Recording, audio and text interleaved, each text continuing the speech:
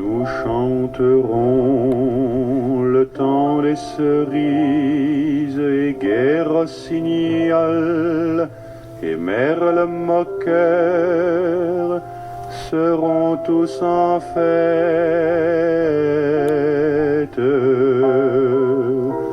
Tranche de vie, une émission proposée par JF. En tête, et les amoureux du soleil au cœur, quand nous chanterons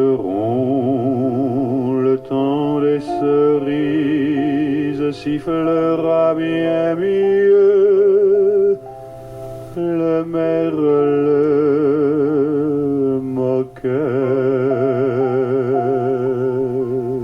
Auditeur de Tranche de vie, je suis aujourd'hui avec les représentants d'un métier rare. Nous venons de déjeuner et ces gens sont des arboristes, élagueurs, grimpeurs. Ils sont 5 autour de moi et ils représentent une fraction importante des arboristes, élagueurs, grimpeurs reconnus du département de la Dordogne. Comment on devient arboriste, élagueur, grimpeur ? En quoi consiste ce métier ? C'est ce que nous allons leur demander et je vais m'adresser d'abord à Guy B, qui est le plus ancien dans le métier. Guy B, bonjour. Bonjour. Alors, comment et quand êtes-vous devenu arboriste, élagueur, grimpeur ? Ça, c'est la question. Eh bien, quand est-ce qu'on est vraiment élagueur ? Je ne sais pas, parce que j'ai commencé, moi, j'ai coupé des arbres un peu à tout va et n'importe comment au début, vu que j'étais un petit peu dans l'évolution. Et je suis devenu, on va dire, arboriste par les relations que j'ai connues et qui m'ont donné un peu des exemples. Donc à l'époque, il y avait De Jonck et puis Tavernier, et donc je me suis aligné un petit peu sur des gens qui existaient comme ça, qui faisaient ça, qui essayaient de préserver au maximum l'arbre. Et quand vous dites à l'époque, c'était quand même après Jésus-Christ ? Non, c'était en 1984 par là, voilà, 85.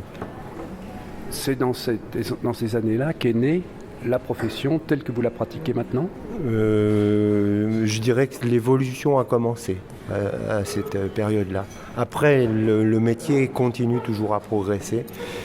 Et donc, on a des comportements qui se sont affinés au fur et à mesure des années, quoi. Ce métier, pourquoi est-ce que ce métier s'est développé et de la manière dont il est pratiqué maintenant ? À savoir, si on essaie de le résumer, que vous pratiquez ce que vous appelez une taille raisonnée, au lieu d'abattre, de couper les arbres à tout va, comme vous le faisiez au début de votre activité.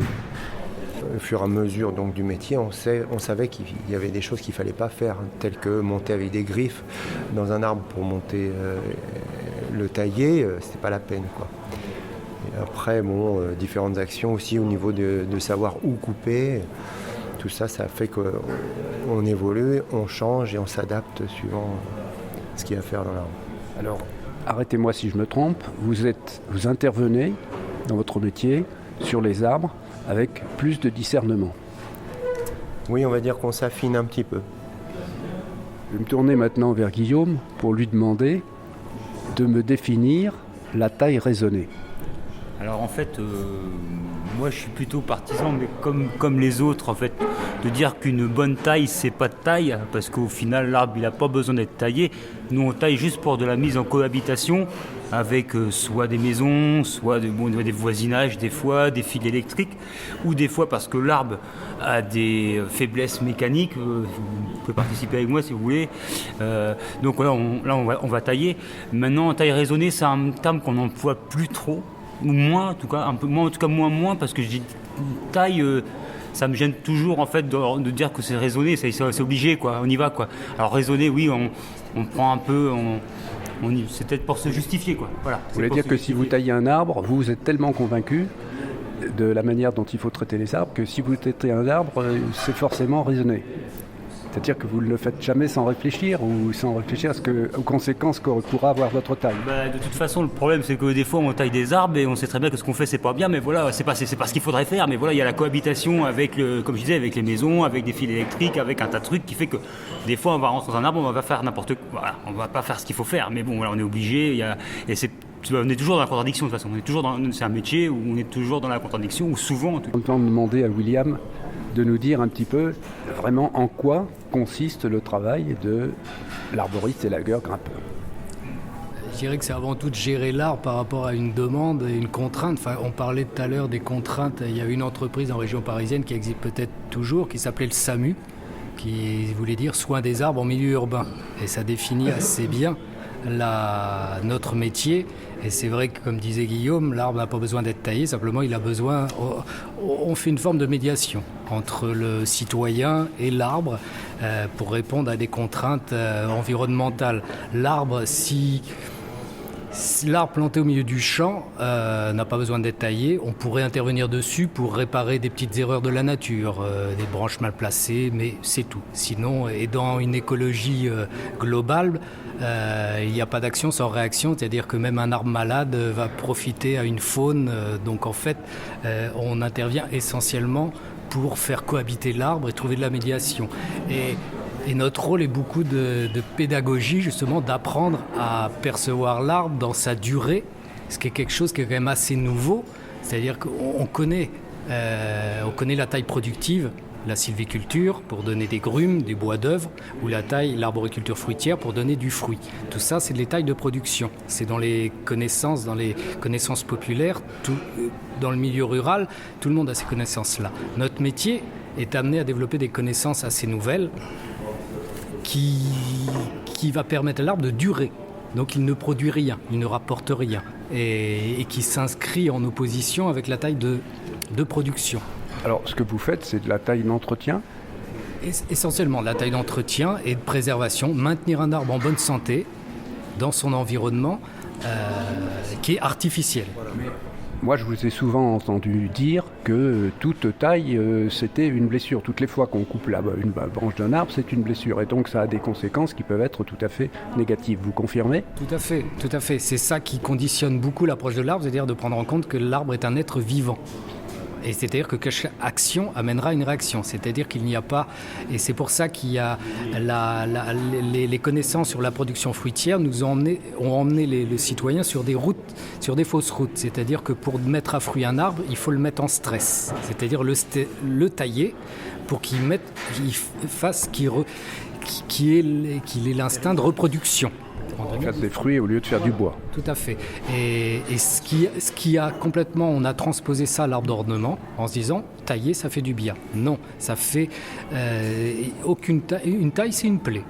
Donc ça se résume, une coupure chez un animal, c'est une blessure. Une taille de branche sur un arbre, c'est une blessure. Après, il y a taille et taille. Il y a des règles à respecter en connaissance du métabolisme de l'arbre. Et il y a des règles à respecter, donc c'est un moindre mal. Notre action, c'est de la médiation. Et bien tailler l'arbre, c'est surtout bien respecter l'arbre, c'est surtout bien le planter l'arbre au bon endroit et dans un environnement favorable, et ce qui évitera des interventions. Sur un arbre. Et comment est-ce que vous travaillez et en particulier, qu'est-ce qu'a apporté cette notion d'ascension, de grimpage dans l'arbre à votre métier ? Écoutez, donc l'ascension dans l'arbre, c'est le déplacement dans l'arbre. C'est ce qui permet d'accéder aux points inaccessibles qu'il y avait à l'époque. Donc l'ascension sur corde maintenant, ce n'est plus l'ascension sur griffe. Donc voilà, on travaille dans les arbres avec des cordes. On essaie d'effectuer le moins de dégâts possible sur les frottements par exemple des cordes, la pique des griffes qui était effectuée avant. Donc voilà, nous on travaille sur des nouvelles méthodes d'accès dans l'arbre, qui se passent sur corde. Mais ces méthodes d'accès dans l'arbre, Guibet disait tout à l'heure que lui, il avait commencé à travailler de cette façon dans les années 80. Elles n'existaient pas auparavant ? Non, pas du tout. Voilà, c'est fait quoi ça fait combien de temps? Une quinzaine d'années maintenant, je pense. 25 ans. 25 ans que les techniques ont bien évolué, que la corde est apparue dans l'arbre, mais elle évolue encore. On évolue encore. On utilise des fausses fourches, qu'on appelle des fausses fourches, donc plus de frottement de corde sur l'écorce qui peut blesser l'arbre. Donc voilà. Vous pouvez nous dire ce que c'est qu'une fausse fourche? Alors une fausse fourche, c'est une sangle avec 2 anneaux à ses extrémités où on passe notre corde donc dans ces anneaux, ce qui nous permet d'éviter de passer la corde sur l'écorce et blesser l'arbre. Alors quelles sont aussi les autres pièces de votre outillage, votre attirail pour grimper dans les arbres? Eh bien écoutez, donc on a corde. On accorde, on a donc les prussiques, c'est ce qui permet de se déplacer sur la corde. Après, qu'est-ce qu'il y a d'autre? Dites-moi. Le baudrier, le harnais, bien sûr. Voilà. Le harnais, c'est ce qui nous permet de nous attacher, bien sûr, la sécurité. Alors, on a notre ami Guibé qui a inventé un système très simple. Accessible à tout le monde, c'est une canne à pêche que l'on a transformée, qu'il a transformée en un rallongement de bras et qui permet d'aller chercher des points dans l'arbre, casser des petites branches sèches sans avoir à intervenir avec une scie ou avec un quelconque objet. Alors ça c'est déjà un outil, ça c'est déjà un outil d'élagage. Mais comment faites-vous pour installer vos cordes d'ascension dans les points très élevés que vous voulez atteindre? Alors ça c'est une technique, ce qu'on appelle le lancer du petit sac. Donc c'est un petit sac de 300-350 grammes. On fait un petit balancier et on envoie ça dans une fourche avec un petit filin. Voilà, un petit filin qui fait 2 mm et demi à peu près. Accroché à ce petit sac qu'on jette, on essaie de jeter au plus haut dans l'arbre et par laquelle on va passer notre corde à la place de cette petite ficelle, quoi. D'accord. Et là ça se fait toujours à la main. C'est pas de moyen mécanique. Bon. Alors ça, c'est les moyens d'ascension. Oui. Vous hissez à partir avec ces moyens-là dans l'arbre. Finalement, c'est du matériel d'escalade ou un peu du matériel d'alpinisme. Il y a un petit peu un mélange, oui, c'est ça. Il y a un peu de spéléo qui est là au milieu de tout ça. Il y a un petit peu d'escalade. Et puis après, donc avec voilà, tout ce qui est marin aussi, les nœuds, tout ça. Il y a beaucoup de... Voilà, c'est un petit mélange, un petit mix alpinisme, escalade, spéléo et marin. Voilà. Sachant que maintenant, le matériel est spécifique à notre métier. Quoi. Il n'est plus pris à droite à gauche. Le matériel est fabriqué, nos baudriers sont spéciaux pour l'élagage. Voilà, les cordes aussi, tout est... Là. C'est tout. Et alors, je me tourne maintenant vers Jean-Louis. Une fois que vous êtes arrivé dans l'arbre, au point que vous avez choisi, de manière à pouvoir pratiquer votre taille en choisissant vraiment les points où vous allez intervenir, qu'est-ce que vous avez comme outillage pour couper ce que vous avez décidé de couper? Alors, déjà, l'idée de grimper en rappel dans les arbres, pour faire la taille d'entretien, c'est d'accéder le plus loin possible sur la branche et de tailler le plus fin possible. Donc de faire des plaies de taille le moins important possible. Que finalement, l'arbre peut arriver à cicatriser assez rapidement. Donc alors, le plus loin possible sur la branche, ça veut dire quand même des problèmes de sécurité. Alors ça veut dire des problèmes de déplacement, c'est pour ça qu'on est en rappel, avec une attache le plus haut possible dans l'arbre, qui peut nous permettre après en rappel de marcher sur les branches en sécurité. On a toujours une autre petite longe de sécurité aussi pour s'accrocher quand on arrive au poste de travail. Alors voilà, on va couper une branche, on arrive, on va dédoubler une branche ou la raccourcir, toujours sur des tire-sève. Et là, quand on arrive sur ce poste de travail, on est déjà en rappel. Et normalement, dans les règles de sécurité, on se longe une deuxième fois. Et là, on est en sécurité. Bon, il faut avoir un peu l'équilibre aussi, il faut vouloir le faire, c'est un métier qu'il faut vouloir faire. Oui, vous êtes quand même, vous êtes obligé d'avoir une certaine stabilité pour faire intervenir les outils. Mais le fait que vous avez utilisés. d'être en rappel et en sécurité, 2 fois longé, donc du coup, ça nous permet d'avoir les 2 mains de libre. Et on travaille mieux quand on a 2 mains qu'une main. Et donc voilà, donc on va pouvoir tailler la branche comme il faut. Alors vous accédez à votre poste de travail avec plusieurs outils. Alors on a des soudis, on a une scie à main pour des petites coupes. Et ça nous arrive des fois d'avoir des plus grosses coupes à faire et on a des petites tronçonneuses spéciales à l'élagage, qui sont des tronçonneuses avec poignée à faire à repasser, comme on dit, donc sur le dessus, qu'on peut manier d'une main. Donc il faut quand même, voilà, je veux dire, à la fin d'une journée d'élagage, on est fatigué aussi, c'est quand même un métier très physique. Donc voilà les outils qu'on a, c'est donc tronçonneuse, scie, éventuellement sécateur. Et on a des sécateurs manuels ou on a des sécateurs à perche aussi. Télescopiques ? Télescopiques, oui, voilà, oui. Ce qu'on appelle des cocus dans la région. C'est particulier à votre profession ou bien c'est régional ? C'est comme ça, enfin, c'est très local aussi, au Périgord, on va dire. Alors, est-ce que vous pouvez expliquer aux auditeurs ce que c'est que le démontage d'un arbre ? Alors le démontage d'un arbre, si on ne peut pas abattre un arbre en direct pour X raisons, des contraintes autour, c'est des bâtiments, c'est un jardin, c'est des végétaux qu'on veut conserver, parce qu'il y a des fils électriques, vous voyez, des contraintes majeures et qui font que l'arbre, on ne peut pas l'abattre en direct. Donc on est obligé de le démonter. C'est un terme qui veut bien dire aussi ce qu'il veut dire. Donc on le démonte en petits tronçons. À partir du haut. À partir du haut, ou tout dépend de la configuration du chantier aussi. On peut le démonter à partir du haut, on peut le démonter en montant le long du tronc et couper les branches tout en accédant en haut de l'arbre. Ou après, on est obligé aussi de faire de la rétention, c'est-à-dire qu'on retient les branches qu'on coupe par l'intermédiaire de cordes et de poulies, pour pas qu'elles tombent partout, pour ne rien casser autour, quoi. Oui, parce que quelquefois vous avez des chantiers où vous êtes obligé de prendre ce genre de précautions, parce qu'il y a des choses qui sont... Jean-Louis, là vous abordez un problème qu'on va aborder un petit peu plus tard, et qui est un grave problème. Et maintenant je vais me retourner à nouveau vers William, pour lui demander de nous donner quelques précisions sur une autre technique.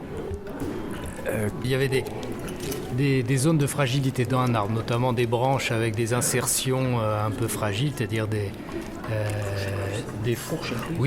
enfourchements fragiles. Plutôt que de tailler, c'est-à-dire il y a quelques années, on s'est aperçu que les tailles de réduction étaient à proscrire dans les arbres, provoquaient un affaiblissement ou des réactions qui n'étaient pas forcément favorables au développement de l'arbre. On s'est aperçu qu'en posant des câbles, c'est-à-dire en aubanant une branche, c'est-à-dire en la retenant, soit de manière statique ou dynamique, suivant c'est-à-dire élastique ou pas, pouvait permettre de répondre à un problème sans avoir à tailler l'arbre. C'est-à-dire qu'on place un câble, acier si on veut que ce soit statique, synthétique si on veut que ce soit élastique, afin de permettre l'absence de rupture sur une zone de fragilité, quoi.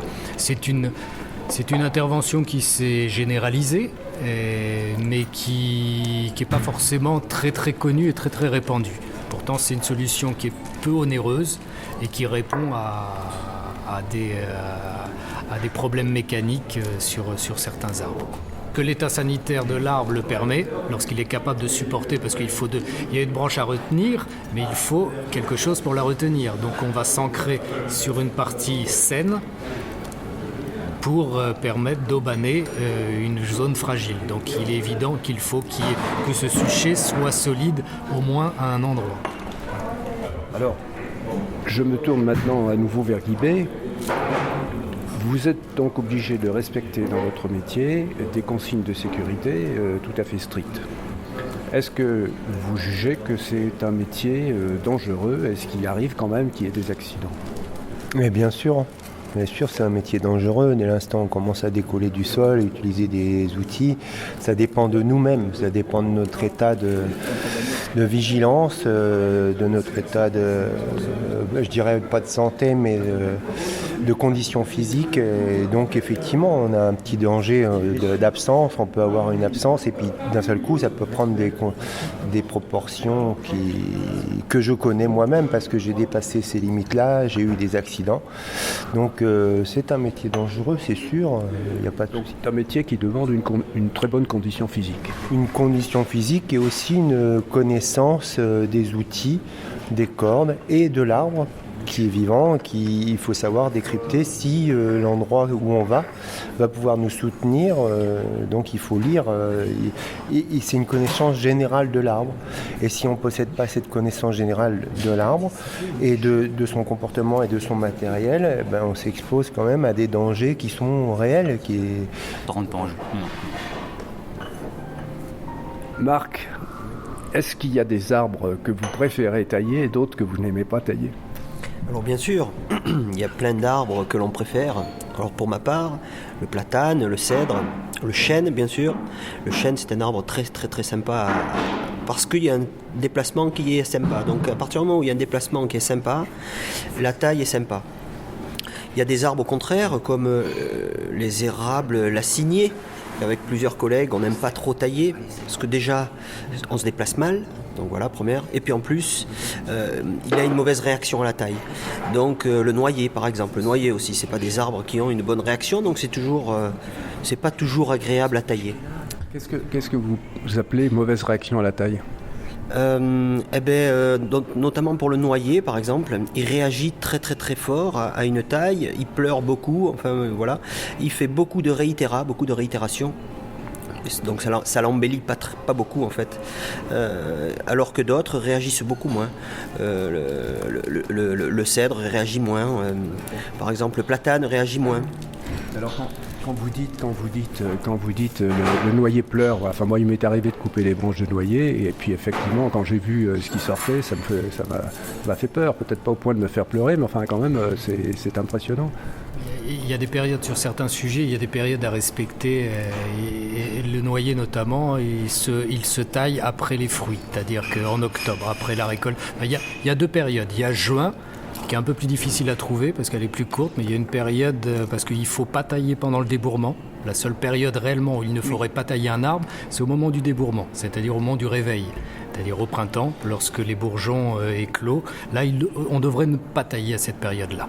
Après, les tailles plus drastiques seront faites en hiver, les tailles douces seront faites en été. Mais sur certains sujets comme les noyers, il va abondamment pleurer, c'est-à-dire perdre des écoulements de sève très importants si on taille hors des périodes. La meilleure période, ça va être octobre après les fruits. Comme les cerisiers, on va tailler un cerisier au moment de la récolte des fruits au mois de juin pour éviter la gommose, la formation de gomme qui se crée. Certains sujets, les charmes dans un été, dans un hiver très doux comme le nôtre qu'on a eu cette année, nous a posé des grosses difficultés parce qu'il y a eu des écoulements de sève, enfin des écoulements tout le temps. Pratiquement tout le temps. C'est-à-dire des années comme cette année, avec un redout, c'est très très difficile au niveau gestion des arbres.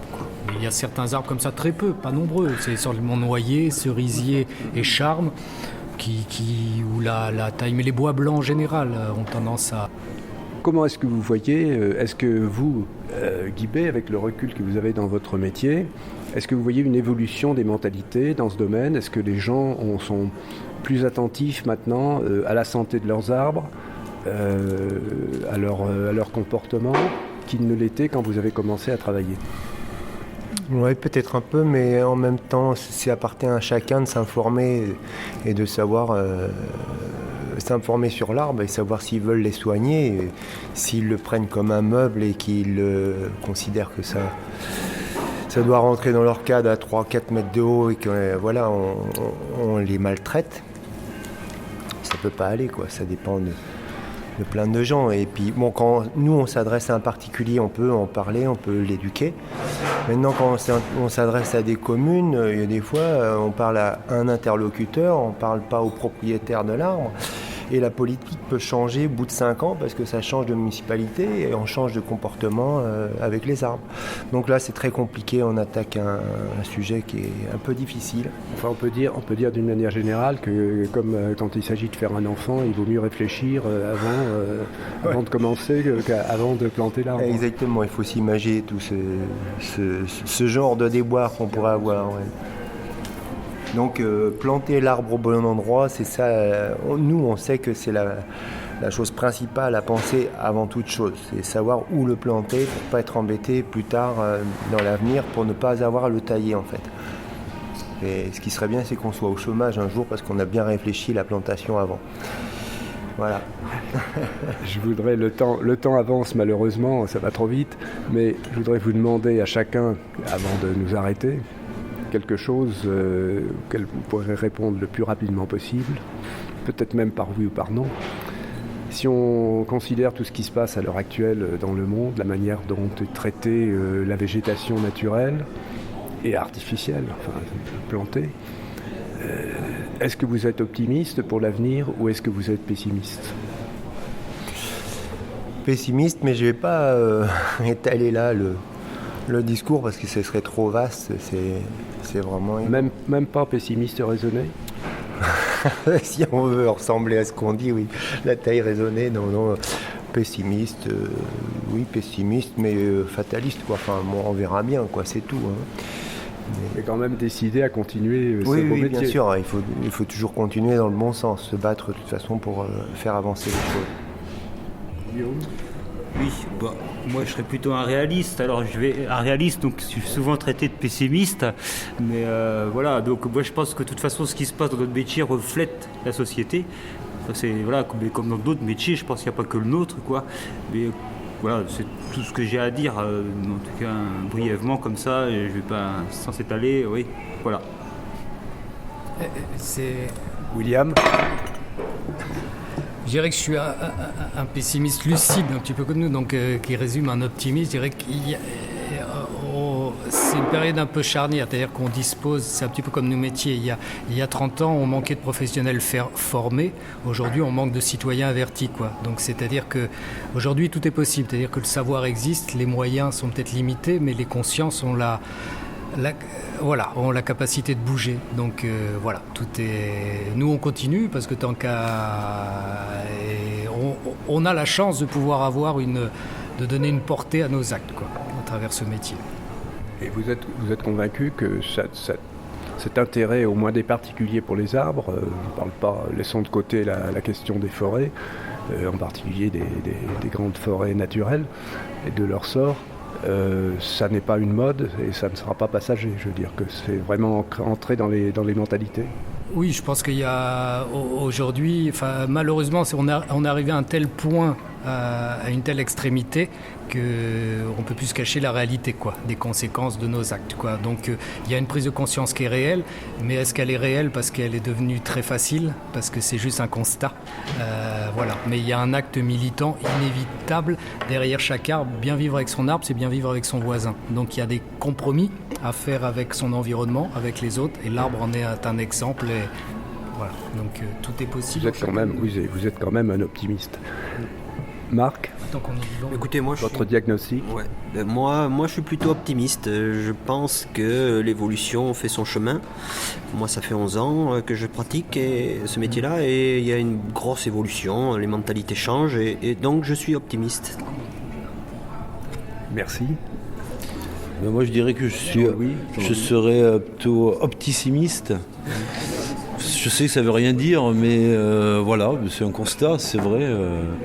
Après, ce serait bien que toute personne, quand il se lève le matin, qui sort dans son jardin s'il en a, ou qui se promène dans la rue et qui regarde un arbre, se dise c'est peut-être grâce à lui que je peux respirer parce qu'il me donne l'oxygène dont j'ai besoin. Le temps des cerises, c'est de ce temps-là que je garde au cœur une plaie ouverte. C'était Tranche de vie, une émission proposée par Jean-François. Offerte ne pourra jamais fermer ma douleur. J'aimerai toujours le temps des cerises et le souvenir que je garde au cœur.